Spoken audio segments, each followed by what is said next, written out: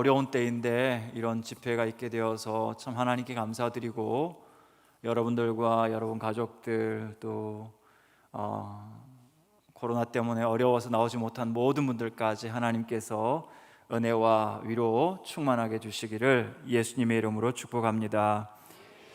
코로나 때문에 우리가 참 많이 어렵죠. 여전히 빠져나오지 못하고 있는데 그동안 확진자가 거의 지금 200만 되어가는 것 같고, 그리고 또 사망자가 7천 명이 넘은 것이 몇 주 된 것 같습니다. 그런데 코로나보다 사망자가 더 많은 것이 우울증입니다.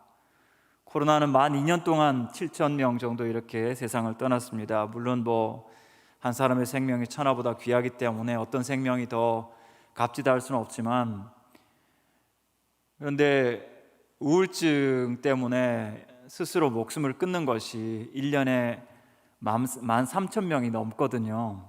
2년에 7,000명이 사상자가 난 것하고 1년에 매년 지금 13,000명, 14,000명 그렇게 치면 하루에 30명, 40명이 세상을 떠나는 그런 어처구니 없는 상황이 계속되고 있고, 청소년 사망 원인의 1위가 바로 이 자살이라고 하는데요.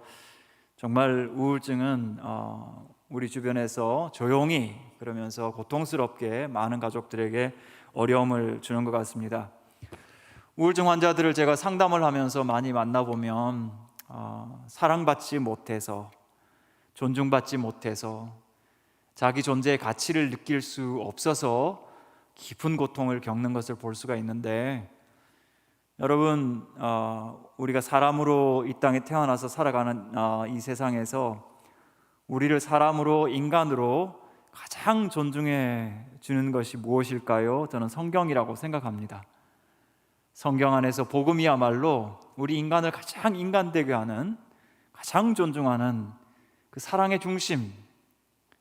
예를 들어서 여러분이 언제 존중받았다고 느끼십니까? 여러분이 원숭이 자손이라고 믿으실 때 존중받는다고 느끼십니까? 아니면 여러분 한 분 한 분이 다른 누가 아니라 우리를 지으신 영광스러운 하나님을 닮았다고 할 때 여러분 존중감을 느끼십니까? 1번, 2번 중에서 1번 하시는 분 계신가요? 어떤 무신론자들은 그런 이야기 합니다. 우리는 원숭이의 후손입니다. 그러니까 서로 사랑합시다. 원숭이는 이 잡아주면서 사랑하죠. 그렇지만 하나님의 아들은 여러분을 위하여 자신의 생명을 주시기까지 여러분을 사랑해 주셨습니다. 이 세상을 떠난 후에 여러분이 이 땅에서 살아가신 그 업보에 따라서 다음 세상에 강아지가 될 수도 있고 지렁이가 될 수도 있고, 우리의 인격과 우리 삶의 통일성 자체가 완전히 와해되고 해체되는, 뭐가 될지 모르는 그런 존재가 되겠습니까? 아니면 지금과 비교할 수 없는 영광스러운 모습으로 변화되어서 정말 우리를 사랑하신, 우리를 지으신, 우리 위하여 죽어주신 삼위 하나님과 영원한 천국에서 영광스럽게 살기를 원하십니까? 1번, 2번 중에서 2번. 그 2번이야말로 우리를 가장 인간되게 하고 가장 존중받게 하는 하나님의 약속이요 진리라고 할 수 있습니다. 세상의 어떤 종교도 신이 인간이 되어서 인간을 구원하기 위하여 왔다라고 하는 종교는 없습니다. 오직 기독교만이, 오직 복음만이 하나님께서 그 아들 보내셔서 우리가 져야 할 죄의 짐을 다 지시고 대신 죽어주시고, 우리 앞서 부활하심으로써 우리가 가장 두려워하는 죽음이 우리를 가장 사랑하는 분에 의해서 가장 안전한 길이 되었다고 하는 그런 약속을 가지고 있다면, 이 땅에 살아가는 동안 비록 여러 가지 환난이 있다 하더라도 여러분은 가장 사랑받고 가장 존중받는 분인 줄 믿습니다. 세상 어떤 다른 종교와 다르게 다른 모든 종교들은 여러분 믿으십시오, 그리고 열심히 사시면 좋은 세상 갈지 모릅니다. 그러나 우리의 복음은 그렇지 않습니다. 예수 그리스도를 믿으십니까? 예수님 믿으시면 구원 받았습니다. 그 다음부터 살아가는 것은 순종과 성화의 삶을 사는 것입니다. 그렇다면 여러분, 예수님을 믿는 그 순간 여러분의 구원이 확실하게 되어졌음을 말씀을 통해서 분명하게 확신하시는 여러분들 되시기 바랍니다. 예수님 믿는데 구원 받을까? 아이고, 이렇게 초라하게 제대로 살지 못하고 순종도 제대로 못하고 죄 짓고 사는데 내가 구원 받을 수 있을까? 아닙니다. 여러분이 무엇을 하고 안 하고에 의하여 구원받는 것이 아니라 오직 구원은 하나님의 아들 예수님이 우리를 위하여 행하신 그 모든 공로에 의하여 우리는 구원받는 줄 믿습니다. 그분의 완전하신 순종과 그분의 흠없는 희생 제사를 통하여 우리는 구원이 확고하게 되었습니다. 그 구원은 결코 흔들리지 않습니다. 이것이 우리에게 주어진 복음입니다. 이 복음을 믿는 사람은 세상에서 어떤 무엇을 갖지 못한다 하더라도, 다른 사람이 가진 어떤 것을 내가 소유하지 못한다 하더라도 우리는 가장 존중받고 가장 사랑받는 하나님의 자녀인 줄 믿습니다. 복음서, 사복음서를 우리가 보시면 이야기가 짧게 이렇게 구성이 되어 있지만 매우 짜임새 있게 그리고 완벽하게 이 땅에 오신 하나님의 아들이 어떤 분인지를, 또 하나님이 어떤 분인지를 보여주는 그러한 스토리들로 구성이 되어 있습니다. 2000년 전에 로마라고 하는 그 사회가 많은 편지와 문헌들이 남아있는 그런 사회였습니다. 그렇지만 그 어떤 것도 이 2000년 전에 기록된 하나님의 말씀과 비교할 수 없는 놀라운 일관성과 통일성과 약속을 갖고 있는 것은 없습니다. 더구나 하나님의 아들 예수님이 어떤 분인지 조그만 스토리, 여러분 뭐 시간 없어서 성경 한 장을 다 읽지 못한다 하더라도 한 토막만 읽어도 예수님이 어떤 분인지, 그 예수님을 보내신 하나님이 어떤 분인지를 우리가 분명하게 알 수 있는 복음이 많이 기록이 되어 있는데, 오늘 우리가 목사님과 함께 읽은 이 마태복음 20장의 29절부터 나오는 이 말씀, 짧은 이야기지만 이 속에 예수님은 어떤 분인지, 우리는 어떤 사람들인지, 또 심지어 2000년이 지난 지금 우울한 분들은 또 어떤 마음의 자리를 가지고 있을까? 참 이 짧은 이야기 속에 많은 공간이 있어서 우리 모두가 그 안에 들어가서 마음껏 은혜로 헤엄칠 수 있는 그런 말씀이 여기에 기록이 되어 있습니다. 먼저 이 말씀을 생각하면서 세 가지 작은 주제를 생각했으면 좋겠는데, 첫 번째 부르라, 두 번째 아뢰라, 세 번째 따르라입니다. 같이 한번 읽어보겠습니다. 부르라, 아뢰라, 따르라. 한 번 더. 부르라, 아뢰라, 따르라. 첫 번째 부르라입니다. 30절 같이 한번 읽어보도록 하겠습니다. 맹인 두 사람이 길가에 앉았다가 예수께서 지나가신다함을 듣고 소리 질러 이르되 주여 우리를 불쌍히 여기소서 다윗의 자손이여 하니. 이 말씀이 일어난 곳은 여리고라고 하는 곳입니다. 여리고는 사해바다와 가까운 곳인데 그 지형, 그 도시는 사실은 바닷물보다 훨씬 낮은 지형에 있는 그런 곳입니다. 그런데 거기에서 이제 25km, 요즘은 주로 걷지 않으니까 잘 거리를 우리가 계산할 수 없지만 거기서부터 부지런히 걸어서 하루길을 가면 예루살렘이 나옵니다. 그래서 갈릴리 저 북쪽에 살던 사람들이 유월절을 지키기 위해서 예루살렘 가려면 가로질러 가는 길에는 사마리아가 있어서 자기들이 어울리지 않으니까 그 길로 가지 않고 일부러 여리고까지 내려와서 우회전 깜빡이를 틀고 이제 하루 동안 가면 여리고에서 예루살렘을 만날 수가 있습니다. 이때가 이제 유월절 절기를 지키는 그런 시간이었고 명절이었고요. 그리고 또 예수님께서 가시니까 많은 사람들이 예수님을 따라서 이 여리고를 지나서 예루살렘을 향해 가고 있었습니다. 많은 사람들이 지나가는 그 길목에 두 사람이 앉아 있었습니다. 그 사람들은 다른 사람들처럼 예루살렘에 갈 수 없는 사람들이었고 예수님을 따라갈 수 없는 사람들이었습니다. 왜냐하면 앞을 볼 수 없는 맹인들이었기 때문입니다. 맹인들의 관심사는 무엇이었을까요? 많은 사람들이 지나가니까 그 사람들로부터 동정심을 얻어서 많은 동전을 받으면 그냥 얼마 동안은 걱정하지 않고 먹고 사는 거 걱정하지 않고 잘 지낼 수 있는 그런 처지에 있었습니다. 근데 유난히 이 두 사람은 특별한 관심을 가지고 있었던 것 같습니다. 왜냐하면 그들이 예수께서 지나가신다는 소식을 듣자마자 두 사람이서 한 목소리로 주여 우리를 불쌍히 여기소서 다윗의 자손이여 이렇게 외치고 있는 겁니다. 여러분, 제가 만일 여기에 계신 한 분과 여기 계신 한 분을 한번 일어나게 해서 하나 둘 셋 고함 질러 보십시오 라고 하면 같은 목소리가 나오겠습니까? 다른 목소리가 나오겠습니까? 다른 목소리 나오죠. 근데 서로 다른 두 사람이 같은 목소리 나오기 위해서는 우리 찬양팀처럼 뭘 해야 될까요? 연습을 해야죠. 준비를 해야죠. 야, 예수 오셨다. 하나 둘 셋 주여 하고 외친 것은 이 두 사람이 제가 생각할 때는 틀림없이 예수께서 반드시 지나가실 거다, 그분한테 우리가 주목을 받아야 되고 관심을 받아야 된다라고 하면서 뭐라고 할까? 주여 우리를 불쌍히 여기소서 다윗의 자손이여. 여러분, 굉장히 짧은 구호지만 굉장히 강력한 구호입니다. 예수님이 그냥 지나칠 수 없는 구호인 거죠. 왜냐하면 그 안에 예수님에 대한, 그리고 자신들의 신앙에 대한 완벽한 고백이 들어있습니다.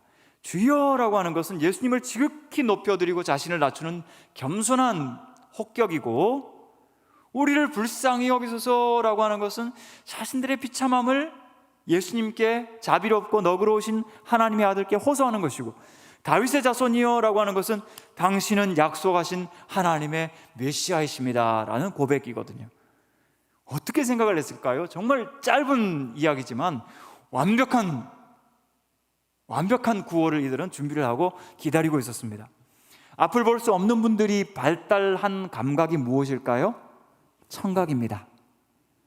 귀가 열려 있으니까 귀를 쫑긋 세우고, 사실은 돈을 받기 위해서 불쌍히 여겨주세요, 돈 좀 주세요 이렇게 해야 되는데 귀를 쫑긋 세우고 있다가 예수님이다 하는 이야기를 듣자마자 하나 둘 셋 주여 우리를 불쌍히 여기소서 다윗의 자손이여 라고 이렇게 외쳤던 것을 우리는 볼 수가 있습니다. 그들은 예수님을 불렀습니다. 그런데 장애물이 생겼습니다. 31절 보니까 이 사람들이 고함을 지르니까 무리가 꾸짖어 잠잠하라 하되, 무리가 갑자기 지나가는 사람들이 깜짝 놀라가지고 에이 왜 시끄러워, 좀 조용히 가만히 있어 이렇게 막, 그죠? 잠잠하라, 요즘 우리가 쓰지는 않는 말이지만 우울한 아이들이 상담실에 와서 고자질할 때 아빠가 가끔 때리거나 호통칠 때 시끄러, 조용해, 가만히 있어, 그렇게 호통을 친다고 하거든요. 여러분, 혹시 그런 습관을 가진 분 안 계시죠? 아내나 남편이나 아이들한테 시끄러, 조용히, 가만히 있어. 여러분, 하나님께서 우리에게 말하라고 입을 주셨는데 시끄럽다고 조용하게 하면 우울해집니다. 하나님께서 우리 남성들에게는 하루에 17,000마디의 언어를 일용할 언어로 주셨고, 여성들에게는 25,000마디를 주셨습니다. 그러면 열심히 말씀을 하시고 17,000마디가 딱 끝나고 나면 그 다음부터는 어떻게 해야 될까요? 우리 형제 여러분들, 남성 여러분들, 그 다음부터는 경청해야죠, 그죠? 네, 경청하셔야죠. 어떤 집사님께 누가 물었습니다. 집사님, 언제 부인 집사님 가장 예쁘세요? 그랬더니 잠잘 때요. 2번 생각도 안 하고, 아니 왜 잠잘 때 예뻐요? 그랬더니 잔소리 안 해서요, 뭐 이렇게 이야기를 하던데, 저는 거꾸로 말씀드리고 싶어요. 만약 지난주 한 주간을 지나오시면서 아내에게 잔소리를 들으신 남편분이 계시다면 내일 주일날 꼭 기억하셨다가 감사원금을 드리셨으면 좋겠습니다. 우울증 걸리면 잔소리 못합니다. 잔소리 안 해요. 그럼 여러분 감당치를 못해요. 정말 우울증 무섭습니다. 말을 딱 꺾어버리면요 정말 힘들거든요. 그래서 앞으로 아내가 잔소리 하시면 힘드시겠지만 살아있네, 살아있어 이렇게 생각을 하시고 반드시 감사를 하나님께 하셨으면 좋겠습니다. 여러분이 잘 받아주시니까, 그죠? 편하게 말씀을 하시는 거니까. 근데 거꾸로 이제 우리 여성분들께 말씀을 드리자면, 나의 지나친 잔소리는 남편과 아이들을 우울하게 한다 라는 것을 아셔야 합니다. 왜냐하면 힘드니까 잔소리가 막 나오거든요. 근데 이게 너무 지나치면 정말 아이들한테 너무나 큰 상처를 주기도 하고 남편을 실족하게 하기도 하거든요. 그래서 어떤 분한테 어떻게 잔소리를 멈출 수 있습니까? 여쭈었더니 딱 정확한 대답을 했습니다. 성령의 인도함을 받는 대로 합니다. 성령의 마지막 열매가 뭐죠? 절제, 셀프 컨트롤. 성령께서 이만 됐다 하면 딱 멈추셔야 돼요. 아시겠죠? 성령님이 신호 주시는데 눈치 없이 계속 잔소리 하시면 가족들도 힘드니까. 그래서 서로 존중하면서 이 어려운 시기를 잘 지냈으면 좋겠습니다. 우리도 이 맹인들처럼 주님을 꼭 불렀으면 좋겠습니다. 주여 하고 예수님을 불러야 합니다. 예수님을 주여라고 부르는 것은 그분 앞에서 머리를 온전히 숙이면서 경의를 표하고 주님을 온전히 높이는, 그래서 자신을 낮추는 그러한 언어 표현이라고 이야기할 수 있겠습니다. 스캇 팩이라고 하는 미국 정신의학자, 지금은 세상을 떠나셨는데 원래는 이분이 무신론자였어요. 하나님을 알지 못하는 분이었는데 하버드 의대를 졸업하고 이제 환자들을 만나게 되면서 하나님에 대한 관심을 갖게 되었고 마침내 예수를 믿게 되었습니다. 그러면서 마귀라는 것이 과연 있을까?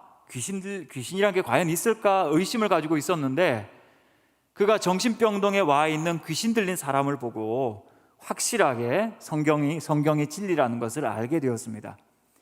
자기가 거울 앞에서 온갖 얼굴 표정을 다 찡그리면서 아주 사악하고 간교하게 보이려고 애를 썼는데 도저히 되지 않는 표정, 그것이 바로 귀신 들린 사람들에게서 나오는 아주 조소적이고 냉소적인 표정이었다는 것을 알면서 마귀야말로 자기애적 성격 장애자다, 이렇게 이야기를 했습니다.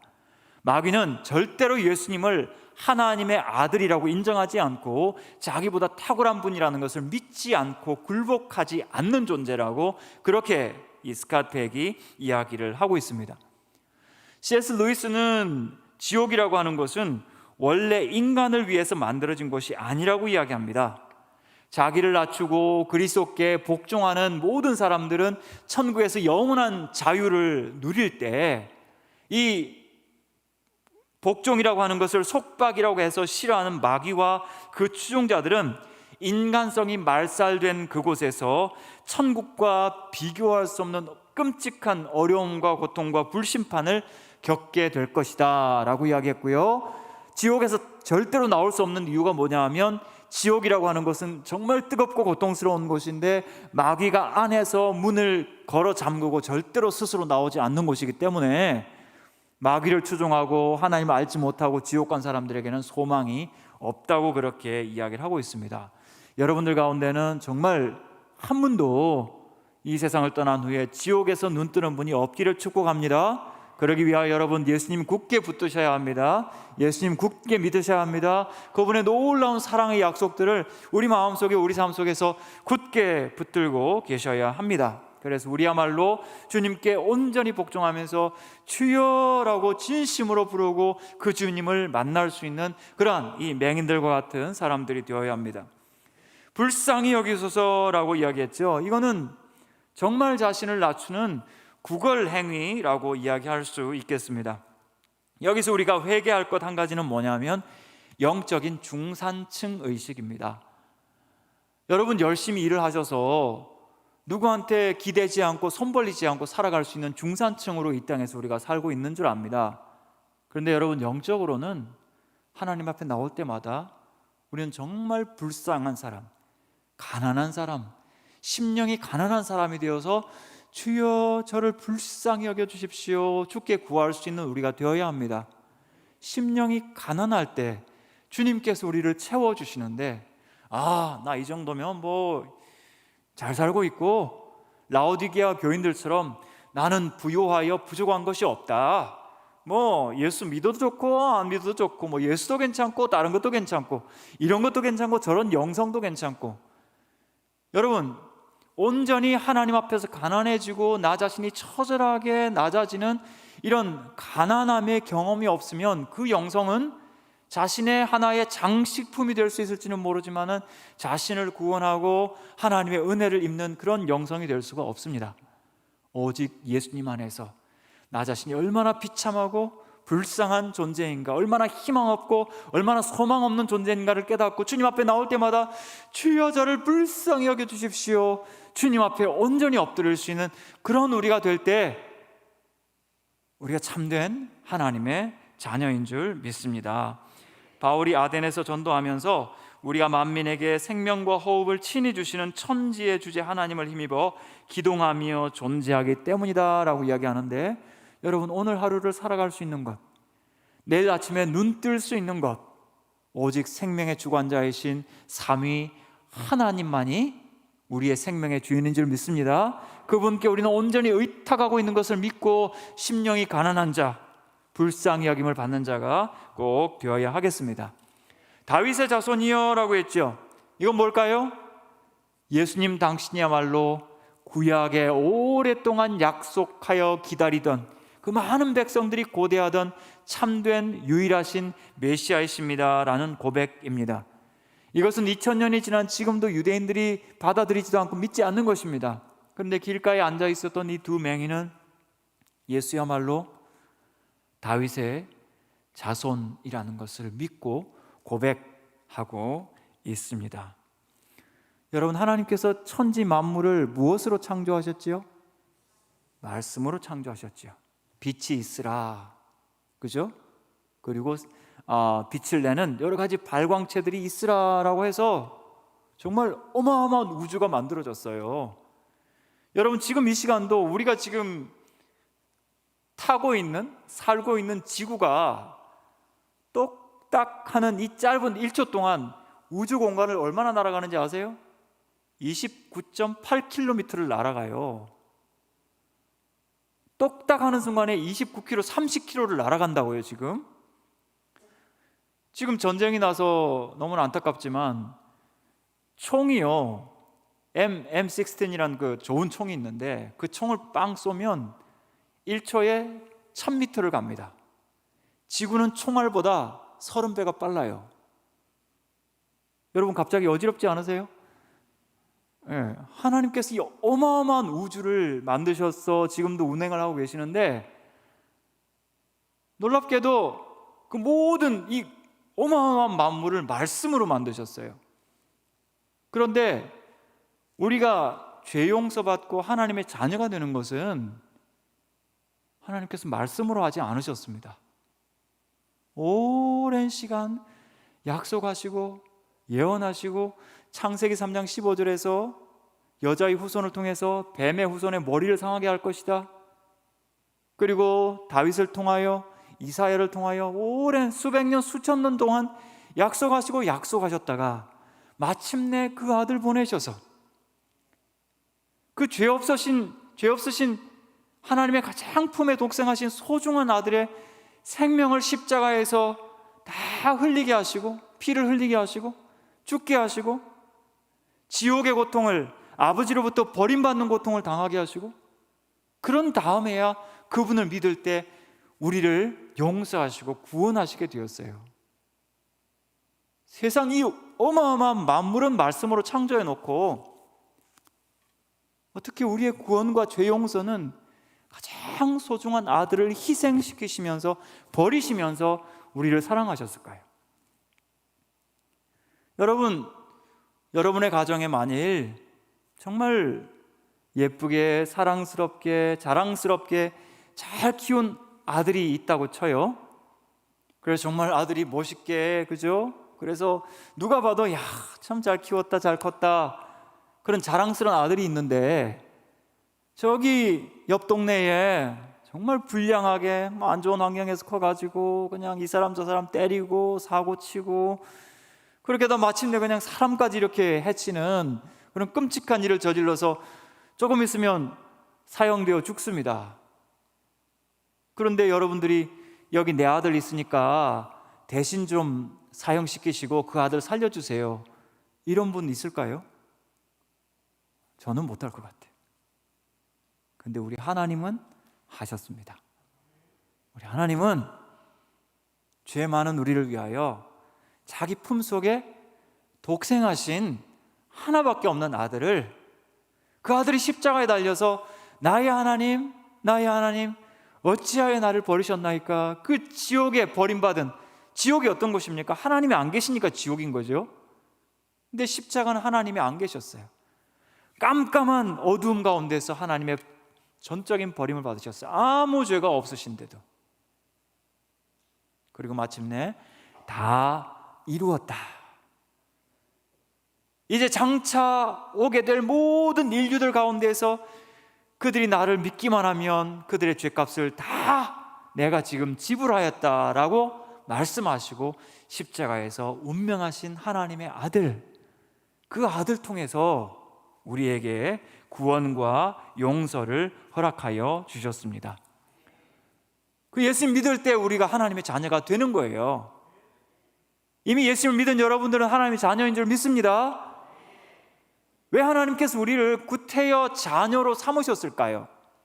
왜 하나님께서 구태여 우리를 이렇게 값을 주고 사셔가지고 너는 내 아들이다, 내 딸이다 이렇게 말씀하셨을까요? 왜냐하면 여러분, 만약에 여러분 집에 이제 재산이 조금 있어요. 그 재산을 누군가에게 상속할 때 실력 좋은 사람한테 상속합니까? 아니면 사랑하는 가족관계 안에서 상속합니까? 관계 안에서. 번호 말씀 안 하셔도 잘 대답하시네요. 2번입니다. 가족관계 안에서. 왜냐하면 상속이란 건 관계 속에서 이루어지거든요. 하나님께서 영광스러운 천국을 준비해 두시고 영원한 영생에 복된 자산을 준비해 두시고 이걸 누구한테 상속하시겠어요? 실력 좋은 사람한테? 능력 있는 사람에게? 아닙니다. 예수 그리스도를 믿고 죄 용서 받아서 하나님의 자녀가 된 자들에게. 믿으십니까? 로마서 8장 15절 17절 혹시 말씀이 준비됐나요? 네, 같이 한번 우리가 양자된 우리의 신분을 확인하면서 읽어보겠습니다. 너희는 다시 무서워하는 종의 영을 받지 아니하고 양자의 영을 받았으므로 우리가 아빠 아버지라고 부르짖느니라. 자녀이면 또한 상속자 곧 하나님의 상속자요 그리스도와 함께한 상속자니. 아멘. 예수님께서 여러분을 보실 때, 하나님께서 지금 여러분을 보실 때는 하나님의 아들 예수님과 동일한 상속자입니다. 믿으십니까?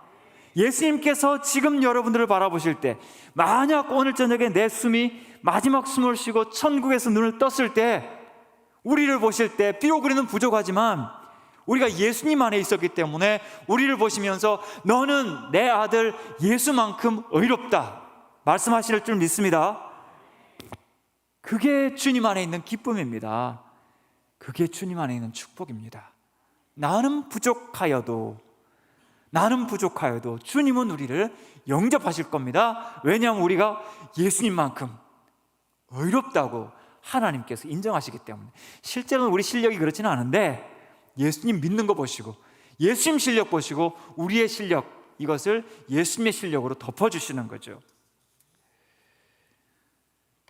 그렇다면 여러분, 우리에게 어려움과 고통이 있을 때 어떻게 해야 될까요? 이 맹인들처럼 담력을 가지고 우리 주님을 불러야 될 줄 믿습니다.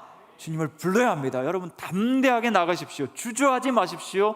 어떤 사정과 어떤 어려움이 있든지 주님 앞에 나가서 주여 나를 불쌍히 여겨주십시오 구하시고 그 주님께 모든 것을 맡기시고 의지하셔서 이 맹인들처럼 주님의 은혜를 입으실 수 있기를 축복합니다. 두 번째는 뭐죠? 아뢰라입니다. 32절, 33절 같이 읽도록 하겠습니다. 예수께서 머물러 서서 너희에게 무엇을 하여 주기를 원하느냐? 이르시되 주여 우리의 눈 뜨기를 원하나이다. 아멘. 무리들은 두 맹인에게 잠잠하라고 이야기했죠. 시끄러, 조용해. 너희는 소음이야. 너희는 장애물이야. 너희는 객체야. 상대방이 정말 꽉 눌림을 받을 정도로 완전 이렇게 상대방을 눌러버립니다. 그런데 우리 예수님은 어떻게 하셨어요? 머물러 서셔서 반응을 하시는 거예요. 머물러 서서 그들을 불러서 너희에게 무엇하여 주기를 원하느냐? 내가 너희를 위해서 뭘 해줄까? 이렇게 예수님께서 물어보시는 거예요. 왜 물어보셨을까요? 예수님께서 이 사람들이 원하는 것이 뭔지 모르셨을까요? 제가 볼 때는 아셨을 것 같아요. 하나님 아들이시잖아요. 그리고 이 사람들이 뭐 어디 가서 뭘 바라겠어요? 뭐 의사 선생님 뭐 훌륭들 하시지만 그분들 앞에 가서 자기들의 소원을 이야기하겠어요? 예수님이니까, 앞을 볼 수 없는 자기들의 눈을 띄워줄 수 있는 유일하신 분이니까, 그죠? 그분들의 소원을 너무나 예수님 뻔하게 보고 계신데 예수님 왜 물어보셨을까요? 저는 상담하면서 이 말씀을 보게 되니까 예수님께서 직접 이야기를 듣기를 원하셨구나. 너희들의 이야기는 소음이 아니야. 너희가 직접 이야기하면 내가 기쁨으로 응답하겠다라는 말씀이죠.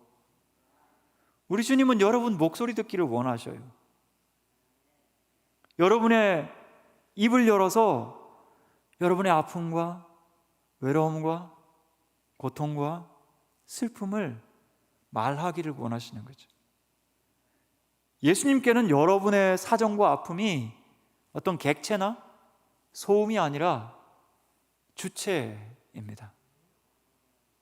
여러분의 목에서 나오는, 여러분의 음성에서 나오는 간절한 구체적인 소원들을 직접 이야기하실 수 있기를 바랍니다. 이 시간은 우리가 하나님 말씀을 듣는 시간이지만, 그러나 기도하는 시간은 여러분이 주인공이 되는 시간, 하나님이 물으시고 하나님이 귀 기울이시는 그런 시간입니다. 예레미야 33장 3절 말씀, 놀라운 말씀이죠. 같이 또 한번 읽어보겠습니다. 너는 내게 부르짖으라. 내가 내게 응답하겠고 내가 알지 못하는 크고 은밀한 일을 내게 보이리라. 아멘. 너는 내게 부르짖으라. cry 하라는 거죠. 그죠? 영어로 cry out 하라는 거예요. 큰 소리로 주님께 외치라는 거예요. 그럼 내가 내게 반드시 응답하겠다. 그리고 네가 알지 못하는, 여러분 우리가 보통 기도할 때 기도하고 나서 그게 왜 응답되지 않았지? 왜 그게 하나님 안 들어주시지? 이렇게 하시는데요, 여러분 조금만 깊이 생각을 하고 조금만 깊이 기도를 해보세요. 여러분이 알지 못하고 상상치 못한 더 큰 것들을 주시지는 않았는지, 너무나 크기 때문에 모르고 있는 건 아닌지, 하나님 우리 위에 계신 초월하신 분인 줄 믿습니다. 위에 계시기 때문에 여러분 위에서 응답하시고 우리에게 반응하시고 반드시 이루시는 분인 줄 믿습니다. 주여 우리의 눈뜨기를 원하나이다. 주여 우리의 눈뜨기를 원하나이다. 얼마나 감격스러운 요청일까요? 얼마나 하고 싶었던 요청이 아닐까요? 얼마나 기다렸던 요청일까요? 누구한테 할 수 있겠습니까? 2000년이 지났지만 누구한테 지금 가서 이 이야기를 할 수 있겠습니까? 유일하게 하나님의 아들 예수님에게만 할 수 있었던 소원이었고 예수님 통해서만 이룰 수 있었던 소원이었습니다. 시편 32편 3절 보니까 내가 입을 열지 아니할 때에 종일 신음함으로 내 뼈가 쇠하였도다. 여러분 너무 마음에 깊이 참고 계시고 안고만 계시면 이것이 병이 되고 아픔이 됩니다. 그것이 아픔이든 죄든 마음속에 어떤 것이든 주님께서 여러분을 초청하고 계십니다. 주님 앞에 다 토해내시고 다 표현하시고 주님 앞에 자유롭게 이야기할 수 있습니다. 때로 사람들은요 비밀을 안 지켜줘가지고 당황스러운 일들이 많고 빙 돌아서 엉뚱한 이야기가 나한테 들려서 더 상처받는 경우가 많은데, 우리 주님 반드시 들어주시고 반드시 비밀 지켜주시고 반드시 응답하여 주시는 주님이십니다. 그 주님께 여러분 담대하게 말씀드리시는 여러분 되시기 바랍니다. 특별히 마음이 우울하고 힘들 때 시편 말씀을 절대로 잊어버려서는 안 되는데요, 대한민국의 한 40대 50대 우리 여성분들이 가장 앓기 쉬운 정신적인 어려움이 화병이라고 이야기하죠. 화병의 가장 큰 원인은 남편 그리고 시댁이라고 이야기합니다. 얼마나 그것이 힘든지 시자 들어가는 거 다 싫다고 합니다. 시금치, 시냇물, 시내버스 다 싫어하고 뭐 도레미파 솔라 하나 빼고 도 이렇게 올라가고 이렇게 하는데, 여러분 시편은 빼면 안 됩니다. 시편 정말 좋은 겁니다. 시편은 1편부터 차곡차곡 하나씩 읽으시면서 하나님이 어렵고 힘들 때 주시는 시편이 있어요. 아니 다윗과 같은 사람도 정말 인생의 많은 즐거움과 고통 가운데 우울해서 하나님 내 뼈가 지금 너무 아파요. 내 심장이 이상해요. 불안해서 죽을 것 같아요. 이런 우울하고 힘든 때의 시편들이 우리 마음을 울려줍니다. 내 시편을 찾을 때까지 여러분 시편을 계속 사랑하시고 뒤적거리시고 여셨으면 좋겠습니다. 시편 38편이 대표적인데요.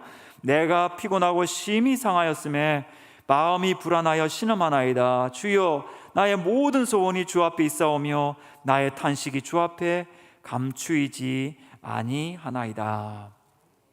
주님 앞에 아뢰시는 여러분 되시기 바랍니다. 여러분 아껴두지 마시고 감추어두지 마시고 어느 곳에서나 어디서나 반드시 주님 앞에 아뢰어서 응답받으시는 여러분들 되시기를 축복합니다. 세 번째는 뭐였죠? 따르라 였습니다. 34절 말씀을 같이 읽도록 하겠습니다. 예수께서 불쌍히 여기사 그들의 눈을 만지시니 곧 보게 되어 그들이 예수를 따르니라. 아멘. 자, 예수님께서 여기서 두 가지 응답을 하셨습니다. 먼저 그들의 눈을 만지셔서 바로 보게 되었죠. 나중에 보게 된 것이 아니라 곧 즉시 그 자리에서 보게 되었다는 예수님의 능력의 응답이고요. 그렇다면 또 다른 한 가지의 응답은 뭘까요? 예수께서 불쌍히 여기셨다. 여러분 아까 이 사람들이 외칠 때 주여 우리를 어떻게 하라고요? 불쌍히 여기소서 했잖아요. 진짜로 예수님께서 눈만 고쳐주신 것이 아니라 불쌍히 여기셨다는 거예요. 불쌍히 여기셨다. 우리가 지나가면서 안 된 사람 있으면 1,000원짜리 몇 개 줄 수도 있겠지만 불쌍히 여기는 마음, 이것이 하나님의 아들 예수님의 마음이었고 심장이었습니다. 긍휼히 여기시는 마음이었어요. 하나님이 세상을 이처럼 사랑하사, 그것은 하나님의 의지와 행동이지만 동시에 하나님의 감정이었고요. 이 두 사람을 볼 때 예수께서 불쌍히 여기셨습니다. 복음서에 보면 예수님께서 많은 기적을 행하시는데 그 기적을 행하실 때 앞에 붙는 공통적인 말씀 중에 하나가 불쌍히 여기사라는 말씀입니다. 다시 말하면 이 불쌍히 여기사는 예수님의 능력에 들어가는, 능력을 힘입는 패스워드입니다. 비밀번호. 아파트 들어갈 때 비밀번호 누르죠. 그래야 들어갈 수 있잖아요. 예수님의 능력을 힘입기 위해서는 불쌍히 여기사, 예수님의 긍휼이 움직여야 하는 거죠. 마가복음 1장에 보면 예수님께서 나병 환자를 치료하십니다. 여러분 나병이 얼마나 힘든지 모릅니다. 지금도 연세 드신 나병 환자분들이 계신데 저희 전도사님 중에서 그분들을 위해서 사회복지사로서 이렇게 섬겼던 분들이 계신데 지금 이 겨울이 가장 힘들대요. 왜냐하면 화장실 같은 데서 이렇게 미끄러지시면 여러분은 뭘 꽉 잡으시잖아요.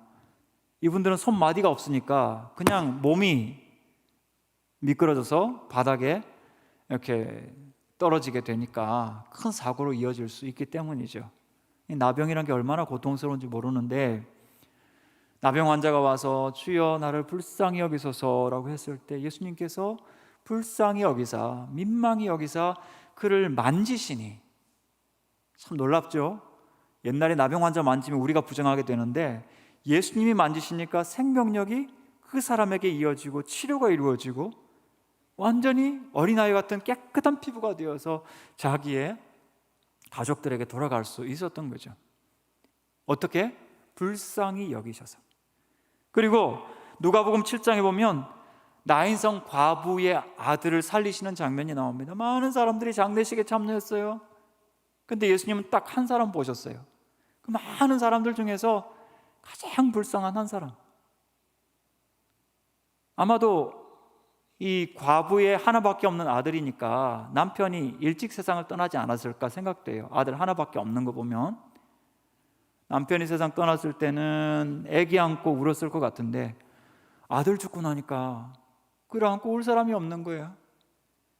장례식장까지 그냥 계속 하염없이 눈물을 흘리는 거 보시고 예수께서 불쌍히 여기사 영어 표현이 재밌어요. 예수님의 심장이 His heart went out to her. 예수님의 심장이 그 여성에게 나갔다. 예수님 심장 가출이에요. 너무나 불쌍히 여기서 그냥 마음 전체가 예수님이 나가 있는 거예요. 불쌍히 여기사 울지 말라 하시고, 관을 만지시니, 관을 만지면 역시 부정하게 됩니다. 그런데 예수님께서 오히려 생명의 주인으로서 그 관을 세우시고, 청년아, 내가 내게 말하노니 일어나라. 여러분, 하나님 아들 예수님은요, 죽은 사람을 자는 사람처럼 깨우시는 분이십니다. 믿으십니까? 하나님 앞에서는 우리의 죽는 것도 죽고 영원히 썩고 이상해지는 것이 아니라 잠자는 사람 깨우는 거예요. 참 놀랍지 않습니까? 예수님의 심장이 움직일 때 죽은 자를 다시 살리신 겁니다. 할렐루야. 마태복음 15장 보시면 4,000명을 먹이신 사건이 나옵니다. 예수님 뭘 하시냐면, 저들이 나와 함께 있은 지 사흘임에, 과거, 먹을 것이 없도다, 현재. 저들이 멀리서 온 사람들도 있는데 가다가 기진할까 하노라, 미래, 과거, 현재, 미래 데이터가 들어왔을 때 내가 저들을 불쌍히 여기노라, 저들을 굶겨보내지 못하겠다 하면서 그들을 앉혀놓으시고 그들에게 먹을 것을 나누어 주셨습니다. 예수님 모든 기적은 어디에서 나온다고요? 불쌍히 여기는 마음에서, 긍휼히 여기는 데서. 만약 여러분의 인생에서 지금 가장 중요한 기적이 절박하게 필요하다면 주여 저를 불쌍히 여겨 주십시오, 기도할 수 있기를 바랍니다. 주여 우리를 불쌍히 여겨 주십시오. 왜냐하면 우리 주님은 불쌍히 여기시는 분이거든요. 긍휼 없는 기적은 마귀가 주는 겁니다. 마귀가 예수님을 시험할 때, 너 배고프지? 이 돌들을 떡덩이로 한번 만들어서 먹어봐. 예수님께서 거절하셨죠. 높은 성전에서 뛰어내려봐. 사람들이 환호성 치고 너의 영성을 대단하다고 할걸? 예수님께서 거절하셨습니다. 십자가 위에 달려있을 때 사람의 목소리를 통해서 네가 거기서 내려오면 우리가 믿지, 마귀가 외쳤지만 예수님은 요동하지 않으셨습니다. 하나님께 온전히 복종하기 위해서, 우리 죄인들을 구원하시기 위해서. 그리고 4,000명을 먹인 기적을 금방 행하셨는데, 아직 빵이 식지도 않았는데 바리새인들과 이 서기관들이 와가지고 예수 양반, 하늘로부터 오는 표적 한번 보여주시오, 우리가 한번 보고 해부도 해보고 분석도 해보고 한번 믿을지 말지 결정해보겠어. 예수께서 탄식하셨죠. 예수님께서 탄식하시면서 이 세대에 절대로 내가 표적 보여주지 않겠다고 말씀을 하셨습니다. 긍휼 없는 기적은 뭐라고요? 누가 주는 거라고요? 마귀가 주는 겁니다. 어떤 사람은 믿음이 좋아서 로또 복권 사면서 벌써 11조를 정한다고 그러더라고요. 믿습니다 하고, 그죠?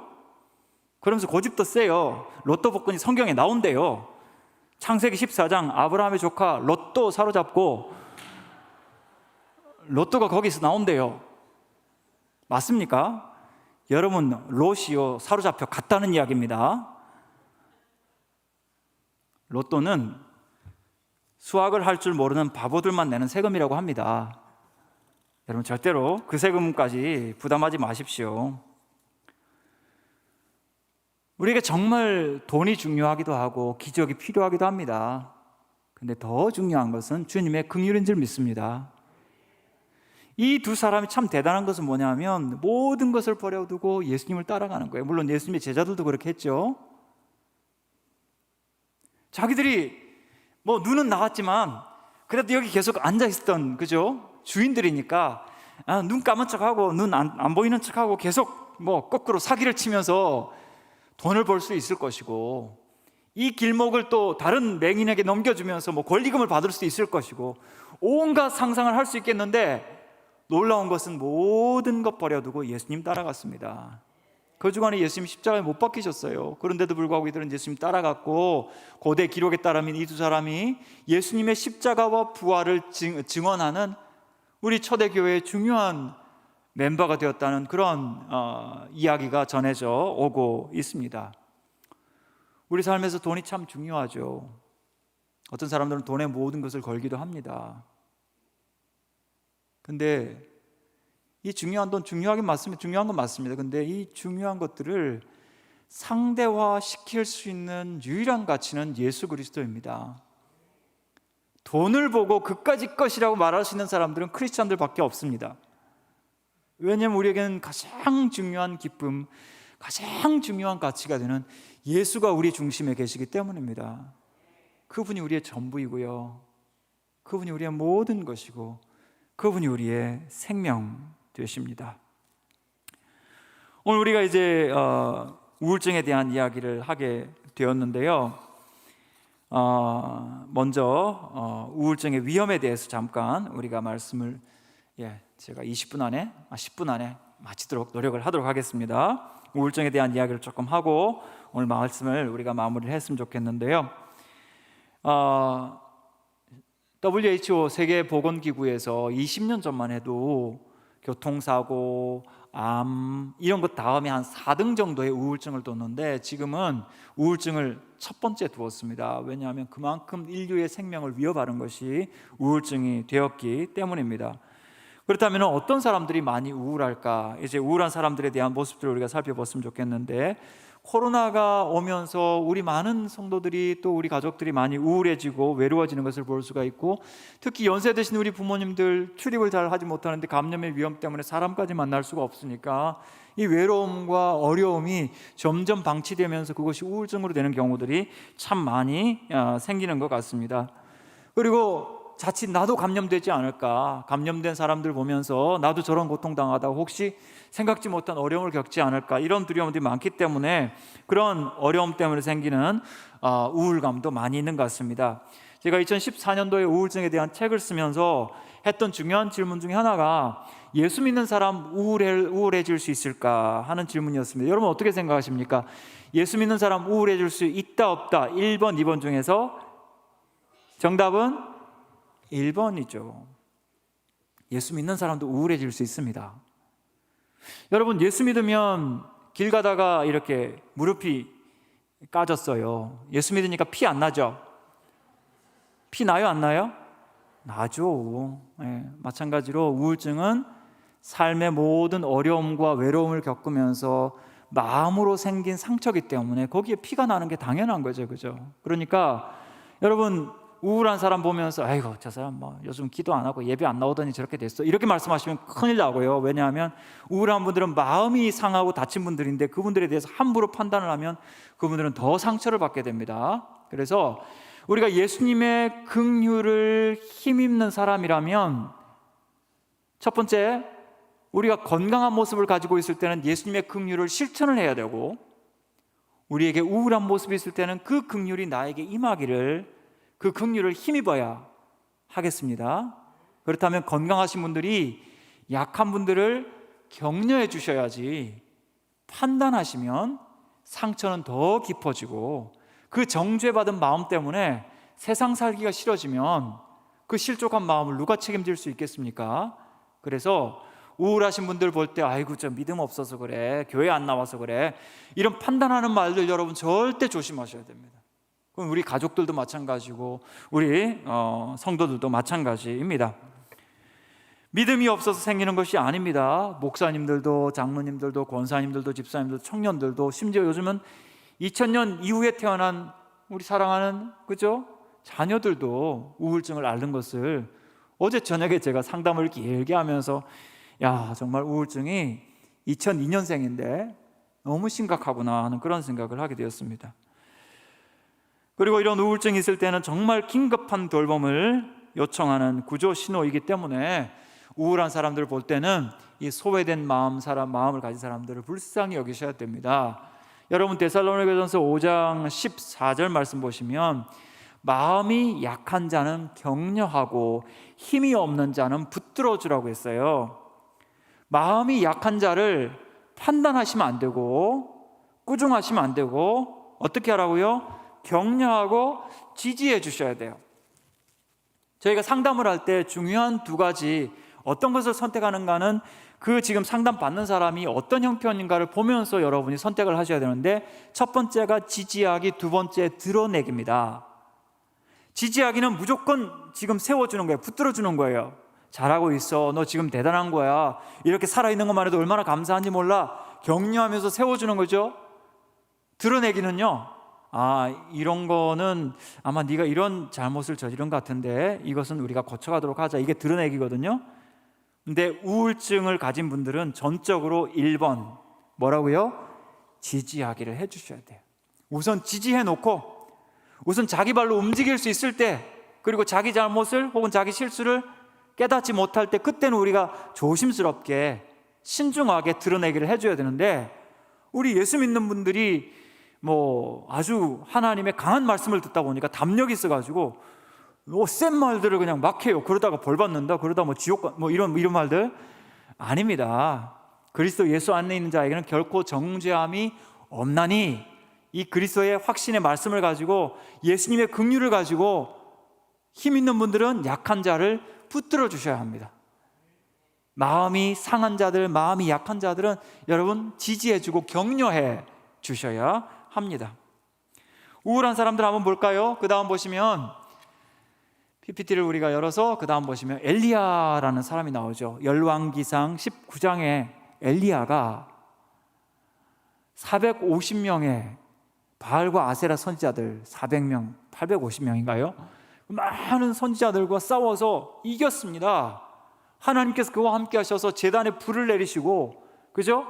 제단 위에 있는 제단 제물로부터 그 또랑에 있는 물까지 싹 핥아서 하나님 응답이 나타났어요. 그런데 그 다음에 이세벨이라고 하는 왕비가 내일 이맘때까지 네가 안 죽으면 신들이 나에게 벌을 내릴 것이다, 이 말을 듣고 막 도망을 하기 시작해가지고 브엘세바까지 가서 거기서 종 혼자 놔두고 자기 혼자 광야에 들어가서 쓰러져 버렸습니다. 그러면서 하나님 저는 조상들보다 못합니다. 그냥 제 생명을 가져가십시오. 너무나 외롭고 힘드니까 열등감에, 그죠? 그리고 또 죽고 싶은 마음에 정말 지쳐 있었습니다. 그때 우리 하나님께서 어떻게 하셨을까요? 에이, 시원찮은 선지자, 내가 너를 부른 걸 후회하노라, 그렇게 하셨을까요? 아닙니다. 그 다음 그림 이 그림을 보시죠. 천사가 나타났어요. 천사가 아마 사람의 모양으로 나타나서 그를 어루만지며 터치했다고 그랬어요. 여러분 요즘에는 함부로 터치하시면 안 돼요. 아무데나 터치하시다면 큰일 납니다. 물론 사람이 가장 안전한 곳이 여기라고 합니다. 그래도 여러분 이성끼리는 터치하지 마시고, 아이들도 혹시 꼭 격려해주고 싶으면 하이파이브 정도는 괜찮아요. 그 다음 하지 마세요. 천사는 엘리야 어깨를 만져주네요, 그죠? 어루만지며 그에게 무엇을 주었을까요? 숯불에 구운 떡과 그리고 물 한 병을 갖다 주었습니다. 자다가 어디서 달콤한 향기가 나는 거예요. 숯불에 구운 떡이에요. 일어나서 먹고 마시고 또 실컷 잤습니다. 천사가 또 왔어요. 또 어루만졌습니다. 터치했습니다. 그리고 숯불에 구운 떡을 또 주었고 마실 물을 주었습니다. 그러면서 내가 길을 이기지 못할까 하노라. 어디서 많이 여러분 익숙하지 않습니까? 이분이 누굴까? 제가 생각할 때 예수님 아닐까? 왜냐하면 우리 예수님이 바베큐 실력이 조금 있으시거든요. 요한복음 21장 오면 부활하신 예수님께서 숯불에 구운 생선과 빵을 가지고 제자들한테 와서 먹으라 하셨잖아요. 상당히 실력 있는 분이시거든요. 우리 천국 가면 꼭 예수님 바베큐를 같이 요단강에서, 생명강에서 같이 먹었으면 좋겠습니다. 다시 말하면 우울하고 탈진한 사람에게 중요한 것은 먹는 것, 누군가의 위로. 우울하시면 혼자 가능하면 남겨두시면 안 되고요, 친구가 되어주고 좋은 위로자가 되어줘야 합니다. 엘리야 선지자도 소진되고 그리고 이처럼 지쳐서 탈진해서 쓰러질 수 있었던 거죠. 그 다음 보시면 페리 노블 목사님이라는 분인데, 이분은 32,000명 되는 큰 교회 목사님이셨는데요. 이분이 교회에서 조금 고민이 있고 어려움이 있으면 운전해서 나가면서 그냥 트럭에 치여 죽고 싶다, 이런 생각을 하는 목사님인데, 왜냐하면 10살 때 아버지가 바람이 났고 엄마가 가출을 했고, 그리고 엄마가 1년 후에 돌아왔는데 암에 걸려서 돌아가셨어요. 어린 시절 엄마가 돌아가시니까 아이 마음에 텅 비어 있는 거예요. 여러분, 엄마는 얼마나 중요한지 몰라요. 엄마가 아이들 옆에 있다는 것은 정말 중요한 일인데, 특별히 엄마가 좋은 거울이 되어서 너는 너무 예뻐, 너는 너무 사랑스러워, 너는 너무 나의 소중한 아기야 라고 이렇게 해주면 아무것도 없어도 자신감이 생기거든요. 어쓱어쓱하고. 근데 엄마가 없어 봐요. 그러면 이 아이는 아무리 대단한 것을 가져도 속은 텅 비어 있는, 그래서 어른이 되어서 써야 할 많은 에너지들을 미리 다 땡겨서 쓰다 보니까 어른이 되면은 완전히 우울증에 빠져버리는 것을 볼 수가 있습니다.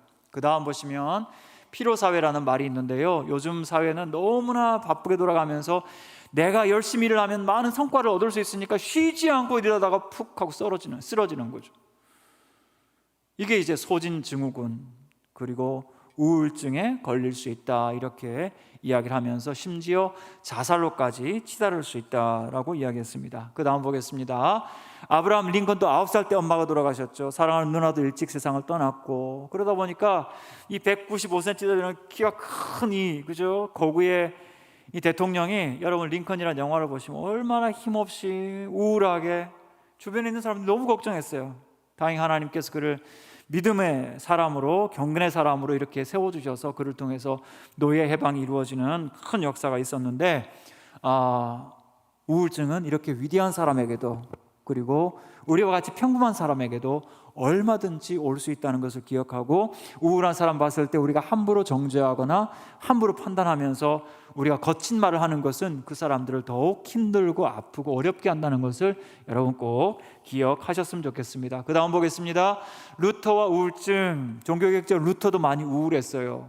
왜냐하면 너무나 가혹한, 이 심성은 굉장히 여리고 그리고 선한데, 어릴 때부터 옛날 독일에서는 정말 엄격한 훈육을 시켰거든요. 너무나 고통스럽게 훈육을 받다 보니까 그 마음에 상처와 우울증, 멜랑콜리아가 굉장히 심해서, 물론 하나님께서는 그의 링컨도 마찬가지고 루터도 마찬가지고 우울증을 통해서 하나님께서 더 큰 역사를 이루셨고, 이들의 어떤 영적인 하나님과의 교제가 더 깊게 만들어 주셨지만, 그러나 본인들은 정말 깊은 고통을 겪었던 것을 볼 수가 있습니다. 우리가 시간이 이제 다 되어서 이 루터의 우울증을 이야기를 하면서 마무리를 했으면 좋겠는데, 왜냐하면 루터가 이 우울증 이야기를 하면서 우리에게 많은 교훈들을 줬습니다. 어떤 교훈들을 줬냐면, 자신도 우울증을 앓다 보니까 첫 번째, 절대 혼자 두지 말아라. 우울한 사람 혼자 두지 말 것. 그 다음에 건강하고 좋은 음악을 들을 것. 청소년들이 우울해지면 정말 무거운 헤비메탈이라든지 아니면 죽음을 노래하는 그런 시라든지 노래를 이렇게 읊조리는 경우들이 있는데, 여러분 이런 아이들에게 생명의 말씀, 생명의 복음, CCM과 같은 정말 우리가 부르는 이 생명의 찬송을 부를 수 있도록 꼭 친절하게 따뜻하게 안내를 해 주셔야 되겠고요. 그 다음에 즐거운 이야기들, 동영상도 괜찮아요. 그러니까 조금 보면서 이 땅에 사는 것이 하나님의 기쁨이다. 종교개혁자들은 이렇게 얘기합니다. 지금 여러분 마스크 쓰시고 불편하시겠지만 숨 쉬고 계시죠? 마스크 쓰고 숨 안 쉬는 분 계셔요? 숨 쉬셔요? 하나님은 여러분이 숨 쉬는 것만 해도 너무 예쁘시고 너무나 사랑스럽다는 거죠.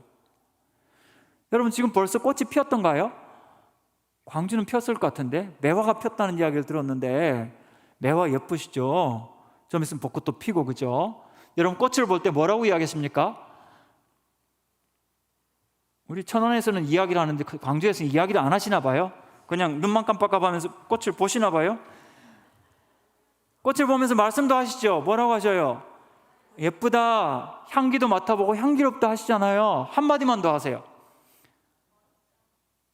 한번 따라해 보세요. 어쩜 그렇게 나를 닮았니? 어쩜 그렇게 나를 닮았니? 왜냐하면 들의 백합화를 봐라. 솔로몬이 입은 것도 이만큼 하지 못했는데 이 꽃들보다 너희가 더 귀하지 아니하냐. 하나님 보시기엔 여러분 있는 모습들은 너무 예쁘시고 아름다우신 거예요. 너무나 소중하신 거예요. 여러분이 살아있는 것만으로도 너무 소중한 겁니다. 여러분 혹시 이 우울증 때문에 생사를 오가는 그런 위험과 어려움이 있습니까? 반드시 목사님께 말씀하시고, 여러분 위해서 기도해 주시는 분들께 말씀하시고 치료받으셔서 하나님께서 주신 여러분의 생명은 우리가 어떻게 해서는 안 되는 거예요. 우리 하나님의 것입니다. 하나님께서 주관하실 거예요. 반드시 살 길을 주시고 반드시 소망 주실 줄 믿습니다. 죽으려고 하는 생각보다 하나님 은혜로 사랑하고 그리고 영원토록 주님과 누릴 그 영광을 여러분 사모하신다면 우울증이 우리를 이길 수가 없습니다. 그리고 만약 여러분이 건강하신 분들이라면 우리 예수님처럼 긍휼의 마음을 가지셨으면 좋겠습니다. 우리도 예수님의 긍휼과 은혜를 입었는데 이 긍휼과 사랑을 정말 세심한 마음으로 우리의 언어를 조심하고 다듬고 우리의 마음을 새롭게 해서 이 연약하고 우울하고 힘든 세대의 우리 이웃들을 사랑으로 잘 품어주는 그런 우리 광주 드림교회 성도들이 꼭 되시기를 축복합니다. 이제 말씀을 맺도록 하겠습니다.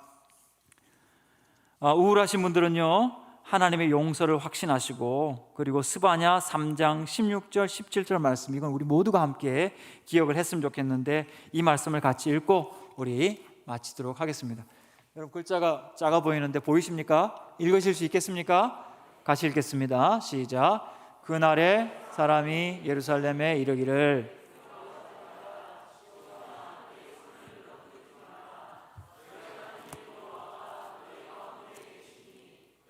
구원을 베푸실 전능자시라.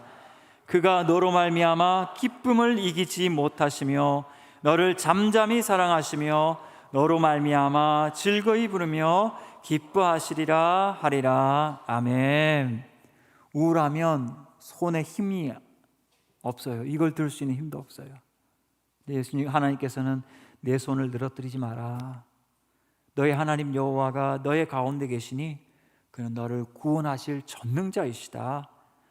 그가 너로 말미암아 기쁨을 이기지 못하여 하시며, 그냥 참지 못하시는 기쁨이 여러분에게 있는 거예요. 여러분 보시면서 기쁨을 이기지 못하여 하시며 너를 잠잠히 사랑하시며 너로 인하여 우리 주님께서 흥얼거리시면서 콧노래를 하시는 거예요. 여러분 한 분 한 분으로 말미암아 얼마나 소중한 생명인데 감정에 눌려서 감정의 지배에 복종해서 우리가 죽겠다는 유혹에 넘어지면 우리가 굉장히 후회할 것 같습니다. 그리고 우리 주변에 있는 많은 분들, 우울한 사람들, 내가 지금 건강하다면 판단하고 함부로 이야기하는 대신 분석하고 뭔가 드러내는 대신 지지해 주시고 사랑과 긍휼로 그들을 위로해 주심으로써 정말 우리 드림교회가 하나님 은혜 가운데서 아름답게 회복되기를 주님의 이름으로 축복합니다.